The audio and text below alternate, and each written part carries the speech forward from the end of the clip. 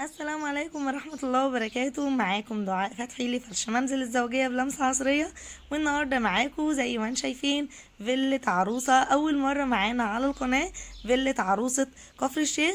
زي ما انتم شايفين ده شكل الفيلا من بره اللي أنا حطيت لكم الصورة بتاعتها على غلاف الفيديو، وده الفيو جميل طبعا، صوت العصافير حوالينا.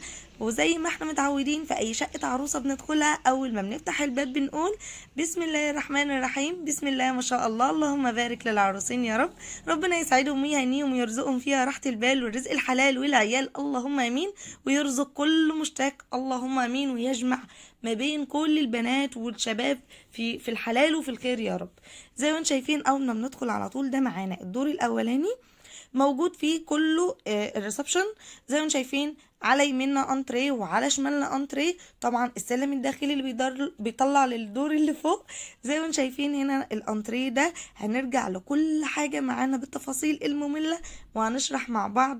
ذوق المكان بجد عجبني جدا جدا. وطبعا انا نويت قبل كده ان انا مش بنزل كفر الشيخ، بس تعقيبا كده سريع سريع ان انا يا جماعه قلت مش بنزل كفر الشيخ عشان حاجتين، عشان حاجتهم كتير وعلشان بتبهدل جامد في المواصلات. فالعروسه دي اصلا ما كانتش من كفر الشيخ، فجايبه حاجات الضروريه الجميله بسم الله ما شاء الله، مش اوفر. وفي نفس الوقت هي وفرت لي المواصله اللي توديني وترجعني وكده، فجزاها الله كل خير. فانا بوافق بالشرط ده لما تكون حاجه العروسه مش كتير وان تكون موفره لي مواصله. زي ما انتم شايفين هنا معانا كده الانتريه بتاعها ما شاء الله اللهم بارك. هي كانت حابه الوان البنيات في الدور اللي تحت، فكان الالوان محايده كده وجميله، ومعظمها درجات البني، فكانت حلوه جدا. يعني كان هنا موجود معانا الانتريه الاتنين فوتيه لون بني المحروق، والاتنين الكنبه اللون الكافيه، وجابت السجاده تدريج اللون من البني المحروق للكافيه الفاتح، فده كان عامل ماتشنج ما بينهم حلو قوي.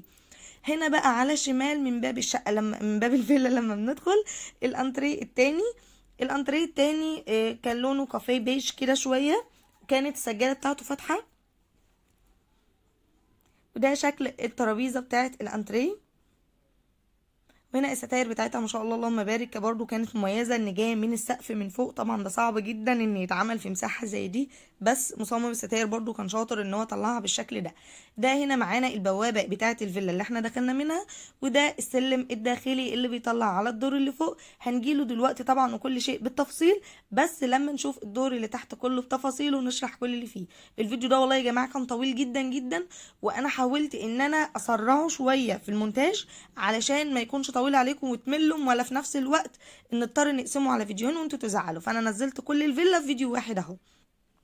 زي ما انتم شايفين هنا معانا دي السفره بتاعتها ما شاء الله اللهم بارك، كانت مميزه. ترابيزه السفره كانت رخام من فوق، وهي جايبه لها فوقها طقم كامل من بونبونيره وشياله الكحك والطفايه، فكان حلو جدا جدا الطقم مع بعضه.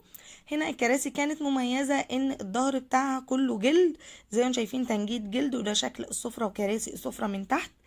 احب انوه عن حاجه، ان الموبيليا بتاعت العروسه دي كامله، عفشها كامل كان من محافظتي محافظه دمياط، وده شيء افتخر بيه جدا، لان واحده تقولي بتبقى فخوره قوي وانت بتقولي ان العفش من دمياط. طبعا فخوره بصناعه بلدي وبرجاله بلدي، ربنا يحسن ما بين ايديهم يا رب، وشرفونا قدام العالم كله مش في المحافظات بس.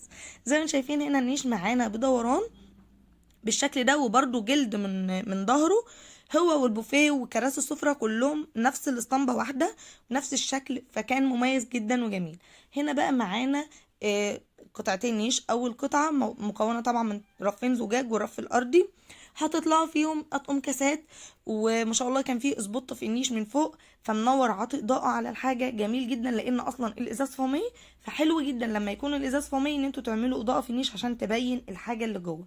هنا حاطط لها الطقم السفرة بتاعها، جزء منه بس طقم الشاي وباقي الطقم في البوفيه. هنا لفت انتباهي الستاير، كانت حلوه جدا جدا بتاعه العروسه دي، خامتها كانت حلوه قوي، شكلها كان حلو قوي بجد، الكاميرا ظلمته. هو الشكل مش باين في الكاميرا قد الطبيعه، حاولت ان انا اصوره فلقيته مش باين فعديته بقى. هنا معانا دي القطعه التانية، زي ما انتم شايفين بدوران برضو جلد من ورا. وهنا حبيت ان انا احط الحاجات السيلفر مع بعضها، بما ان انا حطيت حاجات هناك فيها ذهبي، يعني فوق اطقم كاسات سيلفر، وتحت هنا طقم قارورة سيلفر، واللي تحت هنا طقم استكانات قهوة سيلفر، وحطيت معاه كاسات كريستال، وتحت خالص حطيت لها طقم شاي والجاتو بالشكل ده. لو انت اول مره تتابعيني، اول مره تشوفيني، اتمنى ان انا شغلي يعجبك باذن الله. ما تنسينيش في اللايك والشير والكومنت الجميل زيك، والسبسكرايب للقناه، وتفعلي الجرس علشان يوصلك كل ما هو جديد على قناتي في فرشي في شقق العرايس. بالنسبه يا جماعه للناس اللي سالوني على اللايف الفيلا بتاع الشروق اللي انا ما نزلتهاش، للاسف بعتذر جدا جدا. انا كنت اللي انا عملتها في اللايف، انا طلبت من اخت العروسه تصور لي، لان انا ما عرفتش ان انا اصور. فانا طلبت منها تصور لي بعد لما انا اروح وكده، علشان ما كانش متاح معايا ان انا اصور. فللاسف هي صورت لي الدورين كاملين في دقيقه ونص يعتبر يعني، مش عارفه اقدمها لكم ازاي، يا دوبك اقول المقدمه واقفل. فطبعا ما كانتش مفتحه حاجه ولا مبينه شغلي ولا كده، فطبعا مش هعرف ان انا انزلها لكم. ربنا عوضنا بقى بالفيلا دي. زي ما انتم شايفين هنا بقى معانا البوفيه بالشكل ده، موجود فيه بسم الله ما شاء الله اللهم بارك، الطقم الصيني كامل اللي هو الطقم السفرة اللي انا حطيت منه جزء في النيش، والناحية التانية حطيت فيها طقم الاركوبات. فوق البوفيه كان في حاجات بسيطة كده، تحف بسيطة بسم الله ما شاء الله. زي ما انتم شايفين مش حاجات كبيرة ولا عالية ولا كده، لان اصلا الدنيا كلها مودرن مش كلاسيك، مش عايزة حاجات فظيعة وفخمة قوي. لا ما شاء الله كانت بسيطة جدا ماشية مع المكان. مكتوب هنا التابلو اللي على الحيطة: يا رب بارك هذا البيت، اللهم امين. يا ربنا يبارك لهم في كل شبر فيها، ويساعدهم يا رب، ويرزقهم خيرها ويكفيهم شرها، اللهم امين يا رب. زي ما شايفين هنا معانا الركنة كانت برضو مميزة وجميلة جدا جدا، عجبتني قوي. برضو الالوان بتاعتها نفس الالوان بتاعت الريسبشن كامل، فتلاقوا العين مرتاحه جدا. المكان واسع وكل الالوان فيه محايده لبعضها، فما تحسوش بقى ان ايه في هنا دوشه وهنا لون وهنا لون. لا ما شاء الله كل الالوان في تناغم ما بينها. هنا بقى معانا نفتح باب المطبخ ونقول بسم الله الرحمن الرحيم. بسم الله ما شاء الله اللهم بارك يا رب. العروسه دي انا اشتغلت لها طبعا يوم كامل كالعاده على فكره، يعني الفيلا اخدت مني نفس الوقت اللي الشقه بتاخده. كده كده انا شغلي الرص مطبخ، دواليب، نياش، نفس اي شقه يعني، مش حكايه الفيلا ان هي دورين. طبعا انا ماليش علاقه بالتنظيف ولا التلميع، فهم كانوا موفرين التنظيف والتلميع، كان ده متوفر. فالحمد لله الموضوع ما اخدش وقت كبير. وقمت الصبح، انا طبعا كنت مبيته هناك لان كان عندي عروسه تانية تاني يوم على طول ان شاء الله برضو. كانت شقه عروسه محندقه صغنونه وجميله كده. ان شاء الله لما العروسه تصورها لي وتبعتها لي باذن الله انزلها لكم، لان ما كانش برضو عندي وقت، احيانا الظروف بتحكمني ما بعرفش ان انا اصور. زي ما شايفين هنا موجود معانا المطبخ اللهم بارك واسع. حاطين فيه التلاجة، جنبها دي فريزر، جنبها الغسالة، عاملين يعني زي ايه بند للأجهزة الكهربائية جنب بعض كده، يعني استهلاك واحد جنب بعض. هنا الرخامة بسم الله ما شاء الله اللهم بارك، حاطط لها عليها طقم الشوربة وطقم صواني التقديم وطقم التوزيع. وفي ده الحوض فوق منه كان شباك عالي ألوميتال، من بره حديد. لو على ما اتذكر هو ما كانش النوع بتاعه ألوميتال، دي ام اف او حاجه زي كده، او حاجه مش فاكره الاسم بتاعه بالظبط بصراحه يعني عشان ما افتيش. زي ما انتم شايفين هنا بقى معانا ده الكاتل بتاع الشاي، وجنبه كده طقم البهارات بتاع المشروبات، وجنبه المجات اللي هيشربوا فيها. نيجي بقى نشوف محتويات المطبخ من فوق. هتطلع هنا بعض الكاسات وطقم الخشاف، هي حتى حبه كانت حبه الاستخدام والتقديم، حاجات ساده مش فيها الوان كتير. حملت لها فيها شويه ورود بس كده، ورد ومجفف، هي كانت جايبهم ان نبين الحاجه مش اكتر يعني. وحطيت طقم كوبايات اللي هو ازرق مع بين كده فوق بس ينطق الموضوع.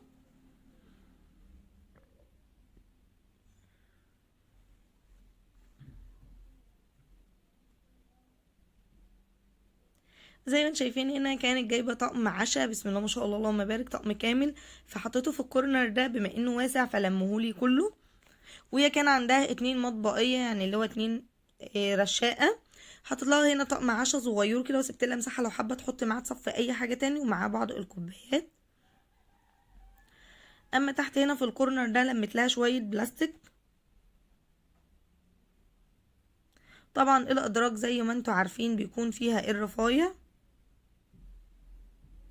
وتحت هنا مصافي بقى ومناخل وحاجات من دي. وده كان درج كبير عملت لها فيه المنظمات بتاعه البقوليات، الحاجات اللي هي العلب بتاعه البقوليات وكده. تحت هنا اطباق، كل ده اطباق البلاستيك والحاجات دي ناحيه الحوض، يعني هتلاقوا حاجات بتغسل فيها فواكه وكده على طول، فخليتهم اقرب حاجه ناحيه الحوض. فيها هنا حطيت لها طقم الاركو بايركس في الرشاقه التانية بالشكل ده، مع الطقم كامل فوق وتحت. وهنا برضو في الكورنر ده عملت لها بعض الكاسات وبعض الكوبايات. معلش لو كان التصوير الى حد ما سريع شويه، بس علشان المكان كبير فانا مش عايزه الفيديو يطول. هنا حاطط لها بقى الصواني البايركس كامله في الرف ده جنب ايديها، وفوق هنا شويه حاجات هي ممكن مش هتستخدمهم قوي، يعني انا سالتها على هتستخدموا ايه اللي مش هتستخدموا ايه، فرفعت لها فوق اللي مش هتستخدمه قد كده. وهنا برضو حاجات للبهارات. نرجع بقى للكورنر ده، حاطط لها فيه طقم حلل الستانلس، طقم حلل كبيره. وهنا في الدرج ده بسم الله ما شاء الله جنب البوتاجاز على طول حاطط لها فيه الطقم الجرانيت السافلون، حاطته كامل هنا لان ده اكتر حاجه هي عايزه تستخدمها، فخليته اقرب حاجه لايديها في الدرج اللي جنب ايديها. واللي تحت هنا طقم التيفال الفوطويات وده شكل البوتاجاز بتاعها، فوقه الشفاط المركزي. الناحيه دي برضو حاطط لها برطمانات، تبقى برطمانات سمنه برضو بكليات وحاجات من دي، بس دايما حاجات تكون في ايدها دايما. هنا الرف ده بسم الله ما شاء الله اللهم بارك واسع، عملته الهاند بلندر والكبه والتوستر والخلاط والحاجات دي كلها جنب ايديها. وهنا دي قلايب الكهرباء والميزان. تحت هنا حاطط لها شنطه المعالق، يعني ممكن انيلها ممكن تشيلها علشان دي تستخدمها الخزين او حاجه تانية لو احتاجتها وكده. وبكده تكون المطبخ معانا خلص. ما شاء الله اللهم بارك. الابواب بتاعتها كانت جميله جدا، القشره اللي كانت عليها حلوه جدا، تفصيلتها طبعا زائد ان الابواب كانت كبيره جدا جدا مقارنه بارتفاع المكان يعني. هنا دي اوضه ضيوف، يا كانت جايبه كل اوض الضيوف، يا بسم الله ما شاء الله اللهم بارك.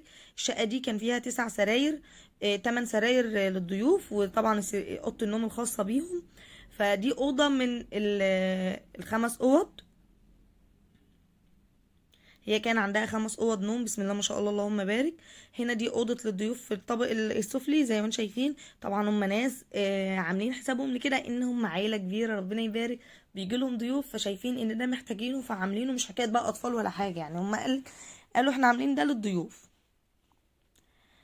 ده سريرين زي ما انتم شايفين بالشكل ده، وده الدولاب بتاع الضيوف. حاطط لها هنا بس في الدولاب ده ملايات الدولاب ده فقط لا غير، يعني بصوا ملايات السراير دي قصدي فقط لا غير، يعني دي الملايات حاجات اللي هتستخدمها للسرير دي فقط لا غير، على اساس طبعا مش هتطلع تجيب من فوق وتنزل وكده. وطبعا باقي الدولاب فاضي علشان ده دولاب ضيوف، يعني لو في اوض في حاجات فوق تانية. انا ارجع بس للمطبخ هنا اوريكم حاجه كانت لفتت انتباهي وعجبتني قوي. النجف بتاع المطبخ كان بابلز كده حلو جميل قوي بسم الله ما شاء الله. حبيت ان انا افرجه لكم قبل ما نطلع من المنطقه هنا. هنا بقى طبعا زي ما قلت لكم اوضه الضيوف جنب المطبخ، وجنبها على طول الحمام بتاع الضيوف. كان مكون من بانيو واتنين حوض وضرفه كده واحده للتخزين بتاعه الشامبوهات والمنظفات والحاجات دي.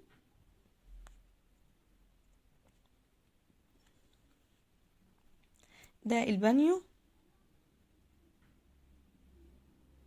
وهنا كده 2 حوض حاطط لها كده ايه زرعتين كده معاه شكلهم حلو، في علبة مناديل كده في النص.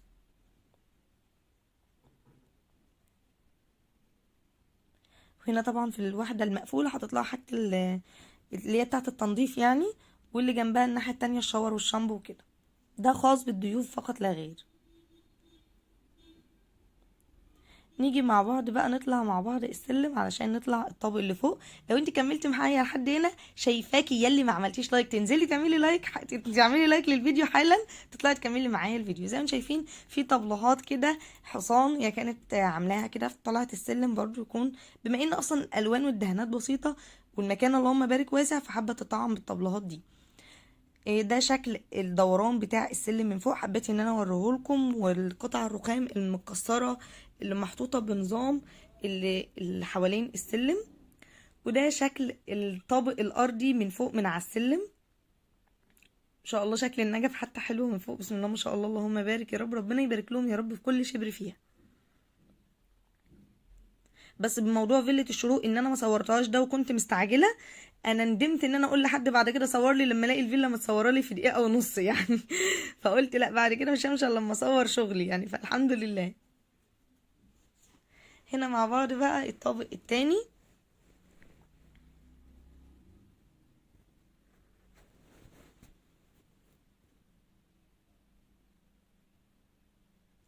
زي ما شايفين هنا برضو كان في انتريه كده اللون بتاعه بستاج الفاتح. على فكرة البلاط هنا ما كانش باركيه، هو بلاط باركيه، يعني بلاط شكل الباركيه، لكن هو مش باركيه، فكان حلو جدا جدا بأمانة، ما كانش محتاج سجاد اصلا.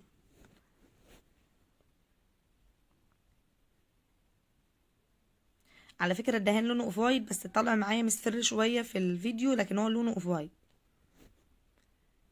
السجادة بسم الله ما شاء الله اللهم بارك، ماشية مع الترابيزة، ماشية مع دوران الكراسي والوانه والكشن اللي عليه، بجد كانت حلوة جدا جدا.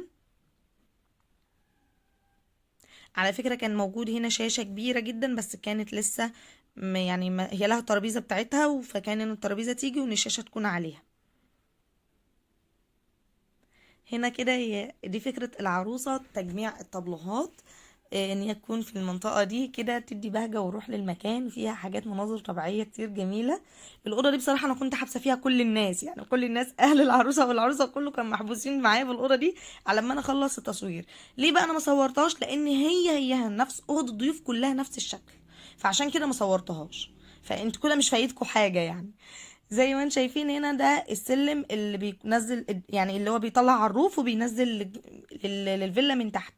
مش السلم التاني، ده السلم اللي بيطلع على السطح من فوق، واللي بينزل للطابق التحتاني، ويطلع برضو للشارع يعني. زي ما انتم شايفين هنا دي برضو اوضه ضيوف، وطبعا غير الاوضه اللي انا حابسه الناس فيها على ما اخلص تصوير. زي ما انتم شايفين الاوضه هنا مش معاها دولاب. هما كانوا جايبين اوضتين للضيوف بدولابين، واوضتين تانيين من غير دواليب، سراير بس. كانت هي جايبه ليهم الكوفرتيات التركي دي، اللي هي كوفرتيات بملايتها، تعجبني جدا جدا بصراحه، بشوف ان هي عمليه جدا. والستاير بتاعتها بسم الله ما شاء الله اللهم بارك، كانت رقيقه قوي قوي، بسم الله ما شاء الله، ربنا يهنيها يا رب بكل شبر فيها. على فكره اوضه النوم والدريسنج والحمام اللي هنشوفه دلوقتي حاجه بسم الله ما شاء الله اللهم بارك فوق الخيال. باذن الله تعجبكم جدا جدا. هنا مع بعض كده هنشوف مع بعض الحمام. ده الحمام الخاص بقى بتاع العروسه اللي فوق، موجود فيه غرفه جاكوزي وساونا وكده. الغرفه دي كامله بكل حاجتها ما شاء الله اللهم بارك. انا بقول ما شاء الله اللهم بارك في الحمام، في واحده بتقول انت صعبت عليا، ما كل فيديو بتقعد تقول الموضوع. يا جماعه المونتاج مش نفس وقت تصوير الفيديو. زي ما انتم شايفين هنا فيها كراسي خشب منها فيها كده، ويعني اكيد واضح، يعني انا مش هشرح كتير، اكيد واضح. والابواب بتاعتها كانت جرار، بجد كانت حلوه قوي. ربنا يهنيها يا رب بكل شبر في بيتها، اللهم امين. زي ما انتم شايفين هنا عملت لها الفوط على الفواطه في يونكات بالشكل ده.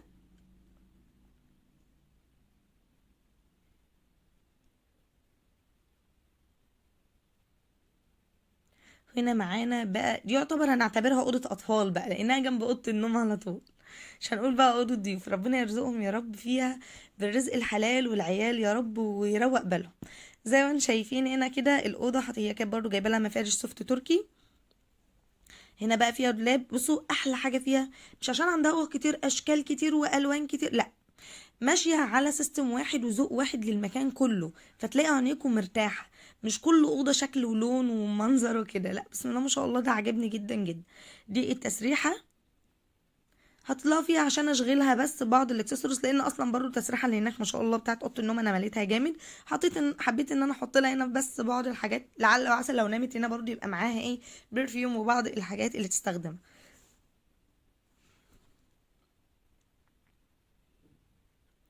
هنا حرفها وحرف العريس بالشموع على السرير. سوى تلاقي المكان كله هادي، مش مطعم الا بالطبلوهات فقط لا غير. هنا ده شكل الستاير بسم الله ما شاء الله اللهم بارك، نفس ستاير كل الاوض ما عدا الاوضه اللي تحت بتاعه الضيوف اللي تحت، هي اللي كانت ستايرها مختلفه عن الاوض اللي فوق. هنا حطيت لها الفوط بالشكل ده. ده بالنسبه لكفر الشيخ مش الاوفر بتاعهم، يعني مش الاوفر في العفش، يعني ان هما كتير قوي، لكن هي العروسه كانت جايبه كتير في المعقول، فاهمين قصدي ايه، في المعقول، في اللي هو العادي، لكن مش الاوفر زياده عن اللزوم. هنا بقى معانا ملايات السراير دي ومفارش قطيفة. وندخل بقى على اوضه النوم ان شاء الله لقصه وحكايه. بس قبل ما ندخل هنشوف التابلو ده، بجد كان برضو جميل جدا ولفت انتباهي. وعجبني اختيارها للنجف في المكان ككل، مكان كل اللي مفتوح على بعضه النجف بتاعه واحد. نيجي بقى على اوضه النوم، اول مره اشوف يعني سرير رجليه بتنور، دول تسريحه وكومودينو رجلهم بتنور. سوري غلطت في التعبير وقلت سرير. الرجلين بتاعته زي اكليريك كده وفيها اضاءه بتنور، طبعا متوصله بكهرباء. حبيت ان انا اوريلكم الاضاءه بتاعتها اول، بعد كده ننور النور كله. بسم الله ما شاء الله، اللهم بارك يا رب. هنا معانا كده دي اوضه النوم.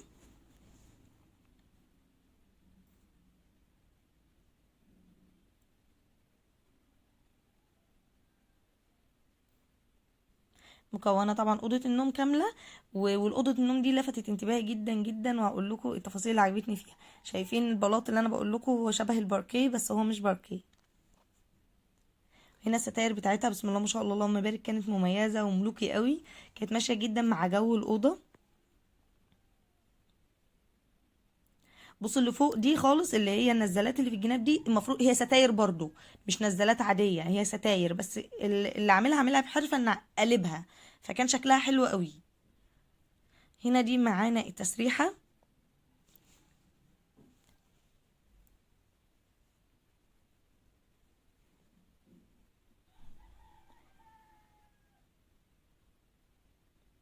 هنا معانا المفرش بتاعها، عملت لها عليه بالشموع ورد، قلوب كده، وحطيت لها ورد مجفف، وحطيت حرفها وحرفه. وبرده كان في هنا طابلوه. هنا ظهر السرير كان مميز جدا، عجبني جدا جدا جدا المنجد اللي عمله، بما انه شوفوا اخد من نفس التنجيد، من نفس نظام السرير في الخشب، يعني الخشب مضلع فعمل التنجيد مضلع، نفس الموضوع. عجبني جدا. وتخيط قماش، فكرة بسيطة جدا بس ادت شكل جمالي حلو جدا جدا. هنا هي خرجت عن المألوف وما جابتش اباجورات، لان اصلا هي عامله في الديكور بتاعها اباجورات نازله من السقف كده. ده شكل الدولاب بتاعها. طبعا عندها دريسنج روم، فهي طبعا الدريسنج لللبس، فحطت لها الفرش كله بتاع الاوضه الكبيره في الدولاب، يعني مثلا زي بطاطين والحفا ودفايات ومفارش قطيفه كده يعني. لتحت هنا معانا الحفا.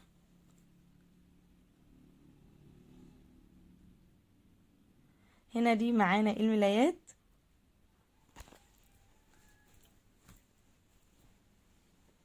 وبرده كنت معلقه لها الهدوم الخاصه هنا، معلقتهاش في الدراسه.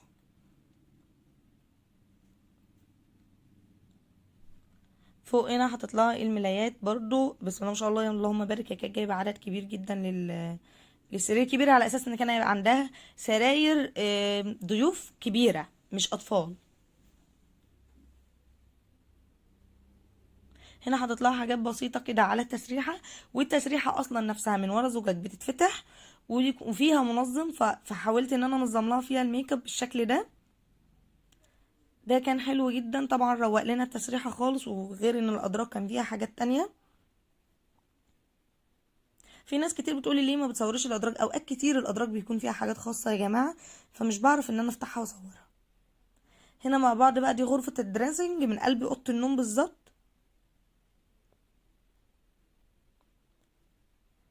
هي كانت مقسومه يعني جزئين، زي كأن دولاب كده لوحده ودولاب تاني، فاحنا عملنا واحد كامل للعروسه وفي واحد سيبناه للعريس.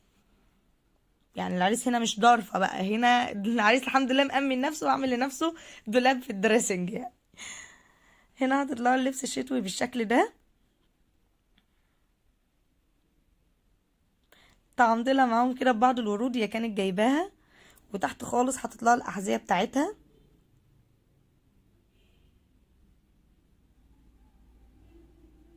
يعني الجنب ده كله عملت له الاحذيه والارض.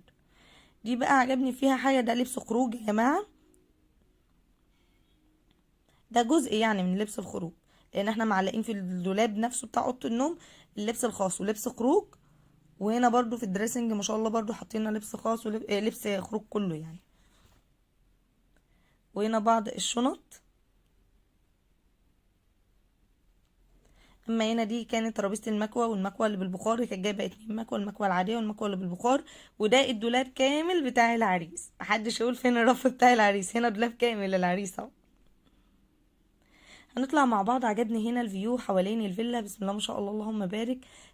يعتبر كفر الشيخ فيها مناطق بقى، فيها مناطق زراعية وكده، فكان الفيو حواليها كان حلو جدا جدا، مش زحمة بقى وعماير وكده، لأ كان حواليها أراضي زراعية، فكان في هوا كده جميل والشمس طالعة حلوة.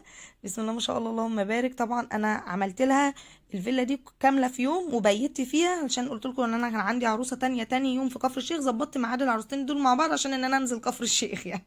ان انا يبقى في واحده وفرت لي المروح وواحده وفرت لي الرجعه، وفي ناس بامانه متفقين معايا وقلت لهم اوكي هيوفروا لي المروح والرجعه. فبكده ان شاء الله تكون جولتنا النهارده خلصت، اتمنى تكون عجبكم. ما تنسونوش في اللايك والشير والسبسكرايب وتفعيل الجرس والكومنت الجميل زيكم. اشوف وشكم بخير، انتظروني في فيديو جديد، مع السلامه.